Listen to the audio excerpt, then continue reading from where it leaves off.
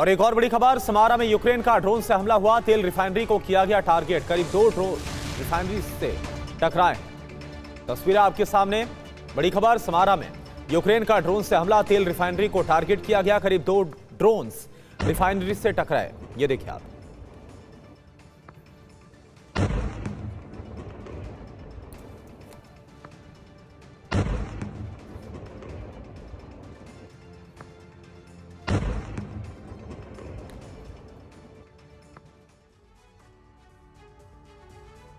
तो एक तरफ भारत रूस में कई करार हो रहे थे, उसी वक्त यूक्रेन रूस पर ताबड़तोड़ हमले कर रहा था और इसका ब्लूप्रिंट उन देशों ने तैयार किया जो नहीं चाहते कि युद्ध रोका जाए। ट्रंप के प्रस्ताव को विफल करने का एक बड़ा षड्यंत्र यूरोप में रचा जा रहा है। शांति वार्ता को असफल करार देकर युद्ध को भड़काने की कोशिश है, जिससे रूस युद्ध में फंसा रहे।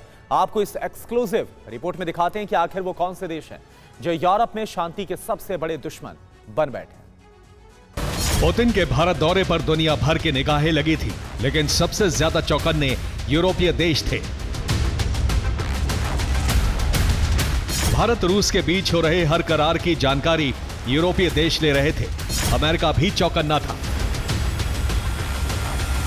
लेकिन इस बीच यूक्रेन बेकाबू हो उठा। उसने रूस में ताबड़तोड़ हमले कर दिए। यूक्रेन को हमले का ब्लूप्रिंट नेटो ने बनाकर दिया, क्योंकि नेटो जानता है कि पुतिन विदेश दौरे पर युद्ध से जुड़ा कोई बड़ा फैसला नहीं ले सकते। इसलिए मौके का फायदा उठाकर यूक्रेन को ग्रीन सिग्नल दे दिया, जिसके बाद यूक्रेन ने तबाही मचा दी। अब पुतिन रूस लौटते ही यूक्रेन के संपूर्ण खात्मे का ग्रीन सिग्नल दे सकते हैं।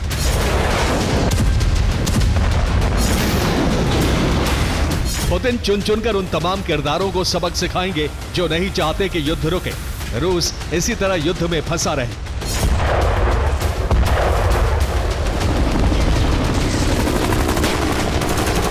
इसी वजह से ट्रंप का प्रस्ताव भी विफल होता नजर आ रहा है, क्योंकि दूसरी बार भी प्रस्ताव को लेकर कोई फैसला नहीं हो पाया है।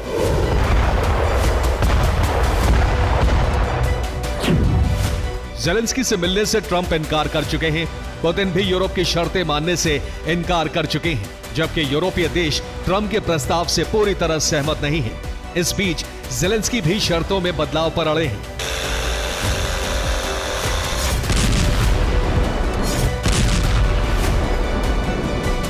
कुल मिलाकर यूरोप में हालात और ज्यादा विध्वंसक होने जा रहे हैं, जो संकेत दे रहा है कि युद्ध अभी और कई साल चल सकता है।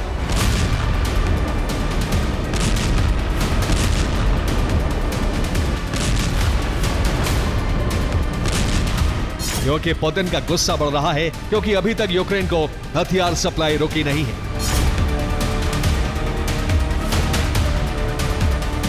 इस बीच यूक्रेन को लॉन्ग रेंज हथियार और डिफेंस सिस्टम की खेप मिल गई तो यूरोप को महाविनाश से कोई नहीं बचा सकता।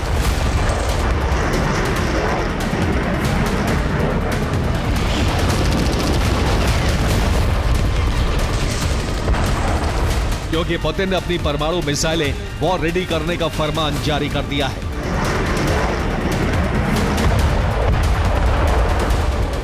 उनके टारगेट पर यूरोप के वो देश हैं जो लगातार यूक्रेन को युद्ध के लिए उकसा रहे हैं।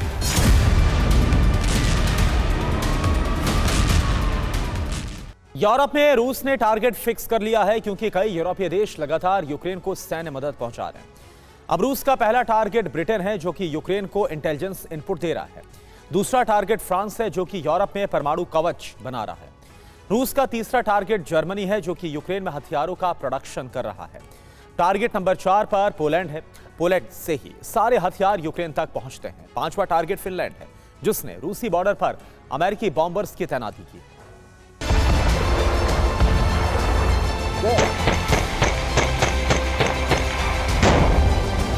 कुछ घंटों में यूरोप को लेकर पुतिन बड़ा फैसला ले सकते हैं। भारत दौरे से लौटते ही क्रेमलिन में एक इमरजेंसी मीटिंग बुलाई जा सकती है, जिसमें यूरोप में बदले समीकरणों पर चर्चा हो सकती है। तभी तय होगा कि दिसंबर में यूक्रेन के विध्वंस के बाद अगला टारगेट कौन होगा।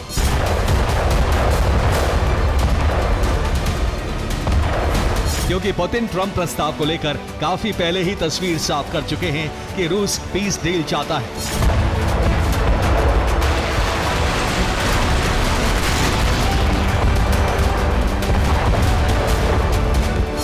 लेकिन यूरोपीय देशों के षड्यंत्र की वजह से ऐसा होना मुमकिन नहीं है, क्योंकि यूरोपीय देश ही यूक्रेन को युद्ध के लिए उकसा रहे हैं।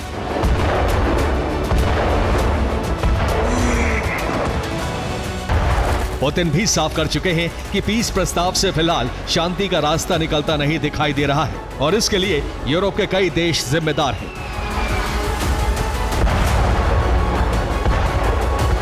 यानी अब पुतिन के टारगेट पर वो देश हैं जो लगातार यूरोप को युद्ध में फंसा कर रखना चाहते हैं।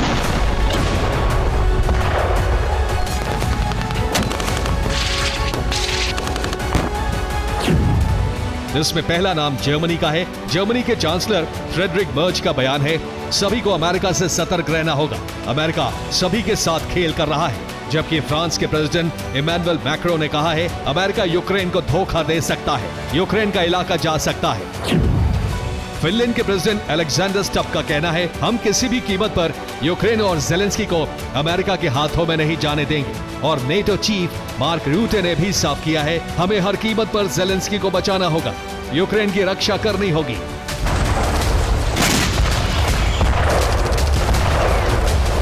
ये तमाम बयान एक ऑडियो लीक से सामने आए हैं, जिसमें साफ तौर पर नेटो देश ट्रंप के प्रस्ताव के विरोध में हैं। वो नहीं चाहते कि युद्ध रुके और पुतिन का फोकस सिर्फ यूक्रेन पर ही रहे।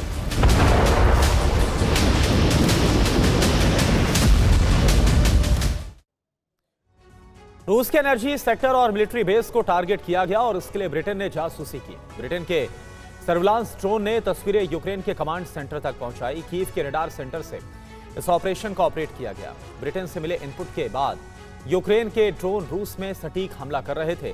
4 टारगेट्स पूरी तरह से ध्वस्त कर दिए गए। Belaya military base number 1 target, number 2 यागिलेवो military base, number 3 Olenya military base और number 4 target Ivanovo military base.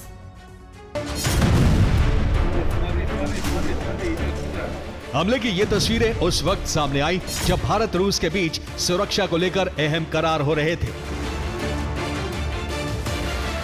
इस बीच यूरोपीय देश भी इस कोशिश में दिखे कि किसी भी तरह से युद्ध और आगे बढ़े, किसी भी कीमत पर युद्ध रुके नहीं।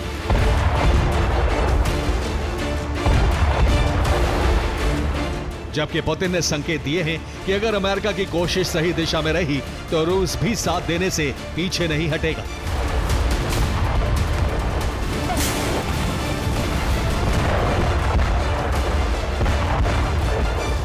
लेकिन अमेरिका विहीन नेटो का अलग रोड मैप है। वो ना तो प्रस्ताव का समर्थन कर रहे हैं, ना ही शांति का कोई रास्ता निकालने की कोशिश करते देख रहे हैं।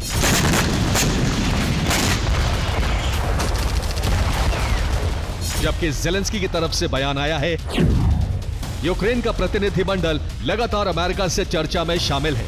अब हमारी प्राथमिकता है कि हमें जानकारी दी जाए कि अमेरिका और रूस में किन मुद्दों पर चर्चा हुई है।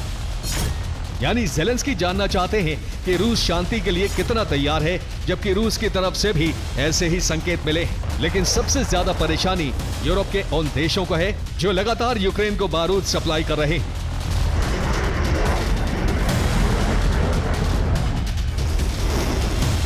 उन्हें खतरा है, अगर यूक्रेन युद्ध रुका तो पुतिन रूस का विस्तार करने के लिए आगे बढ़ सकते हैं।